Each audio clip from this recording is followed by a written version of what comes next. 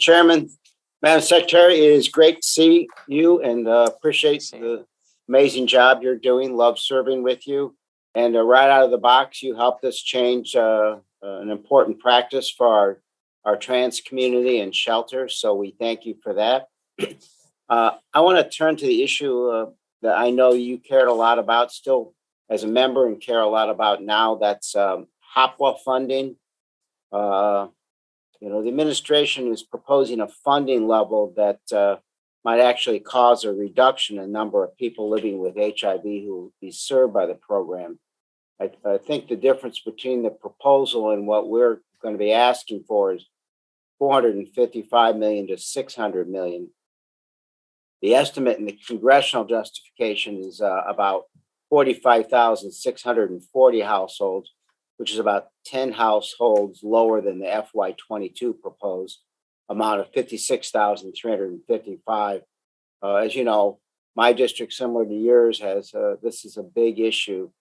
So we're asking you to take a look at that and give us your thoughts on how we might be able to work together to get that number up to the current need, if possible.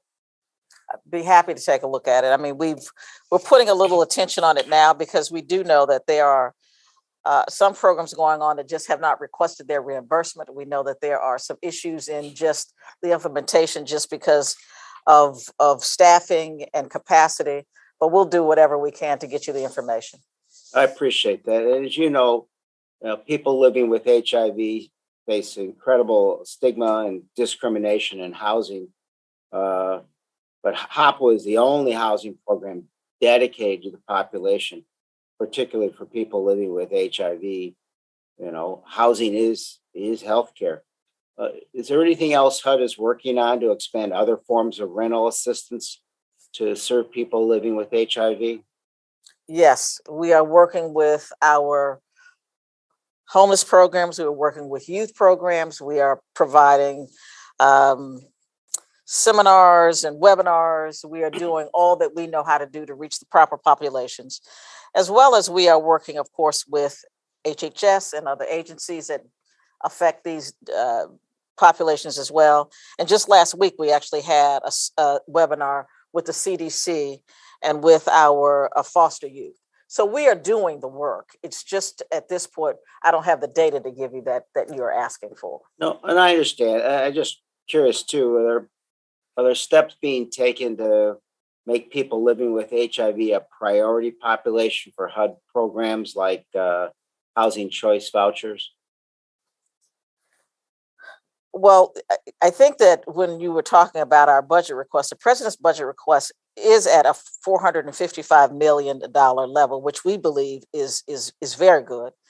But it also proposes $1.6 billion in incremental housing choice vouchers, which then gives us the opportunity to house more people with AIDS or in other populations, of course, as well. But certainly that becomes a priority within those incremental housing vouchers. No, we certainly want to work with you to make that a priority, and we'd love to have when you come back to Chicago, meet with the populations and talk about these issues. I know you care deeply about it, and we look forward to working with you and your staff on an ongoing basis. But thank you so much for your service. Thank you. Thank you so much.